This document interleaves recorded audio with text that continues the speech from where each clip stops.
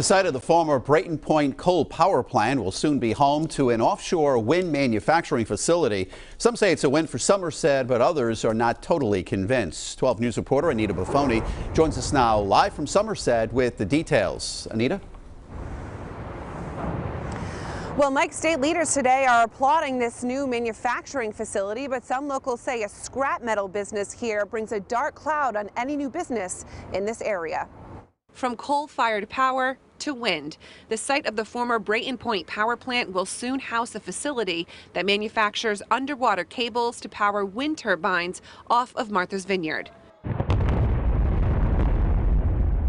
2 years after the demolition of the plant's cooling towers, state leaders touting the development as a win for Somerset and the Commonwealth. Somerset has always been about shipbuilding and lots of different things around the water and around maritime. So this cable company just fits in. But a scrap metal company on land next to the future manufacturing facility is at the center of locals' frustration. Nancy Thomas lives in the Brayton Point neighborhood and wanted to send a message to Governor Charlie Baker. Nancy says she's hopeful for new, responsible commerce at the point, but says she is cautiously optimistic. We're hoping for the best, but it's hard for me to buy into the story right now. Issues with the scrap metal company are on Governor Charlie Baker's radar. We're certainly aware of the issues and concerns that have been raised, and we've raised those with the landlord as well. Prysmian, the company behind the new development, says their project will abut the scrap metal operation, but will not cause disruption to the homes in the area. I think they will be pleased about our operation. We don't make noise. The project is set to bring up to 250 local jobs.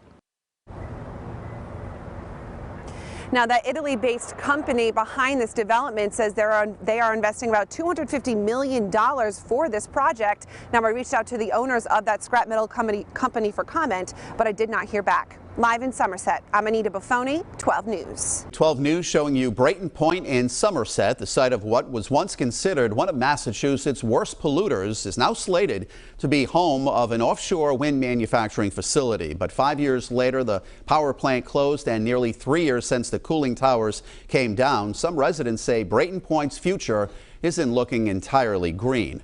12 News reporter Anita Buffoni joins us now from Somerset with today's announcement and residents' concerns. Now, this new manufacturing facility will make underwater cables that will power offshore wind off the coast of Martha's Vineyard.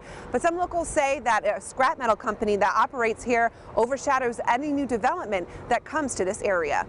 Some say a new offshore wind manufacturing company is a win for Somerset. Is great news for this community. But locals aren't fully sold on the development. Nancy Thomas lives in the neighborhood surrounding Brayton Point. With signs in hand, Nancy wanted to send a message to the governor. We want to support new business, but we've been burned by this company so badly that we're all so cynical and jaded. Nancy is part of a group opposing the scrap metal company that occupies a piece of land adjacent to where the manufacturing facility will be built. One Somerset state rep who pushed for the new development agrees something needs to be done.